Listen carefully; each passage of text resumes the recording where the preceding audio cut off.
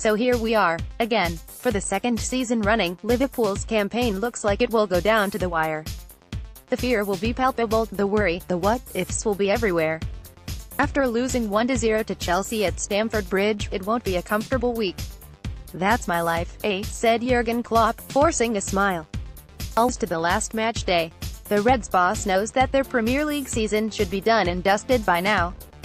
He knows his side should have closed the door on Chelsea and Tottenham long ago, and that they should be able to focus all their attention on Real Madrid and their forthcoming Champions League final.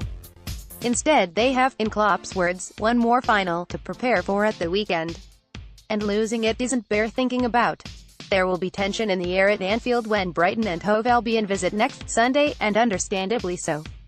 Were Liverpool to miss out on a top 4 spot now, after the season they've had, after all the progress and the positive headlines, it would leave them in a nightmare scenario, having to win the Champions League in order to qualify for it. No pressure. They should not find themselves in that position, of course.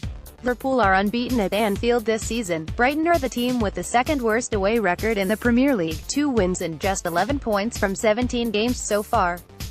Chris Hughton's side secured survival by beating Manchester United on Friday. They don't have to get a result this weekend. And yet, what if Liverpool don't win?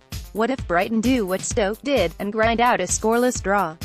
What if Chelsea take 6 points from their last 2 games, and Tottenham win one of theirs? What if everything that could go wrong, does go wrong? What then? Liverpool's Champions League journey this season has thrilled, but it began with an identical scenario on the final day of the last campaign. Then, they had to beat Middlesbrough to secure 4th spot. They did it, comfortably. "I'm sure I will watch that game at some point."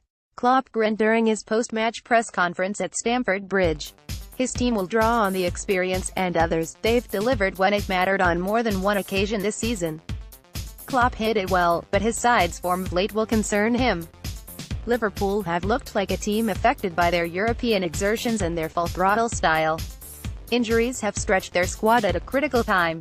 They were home and dry a month ago, looking at overhauling United for 2nd spot. Since then they've taken 6 points from a possible 15 to leave the trapdoor open beneath them. It's worrying, make no mistake. Liverpool sacrificed points at Everton, squandered them at West Brom, couldn't prize them out of Stoke's hands, and were beaten to them by Chelsea.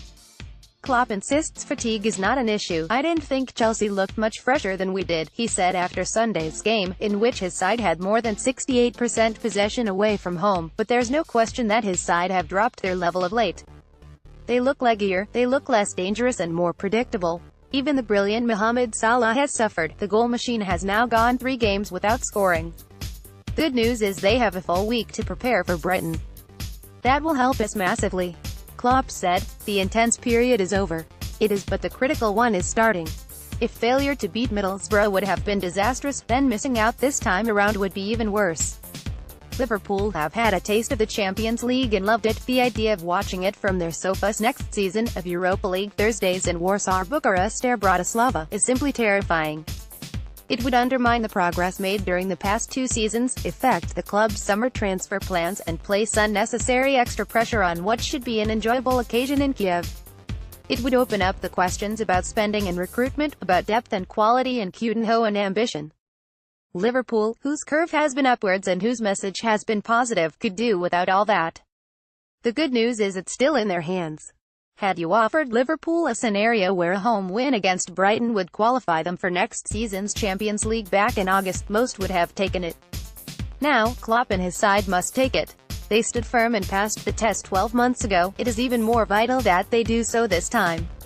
If they don't, it could set them back years.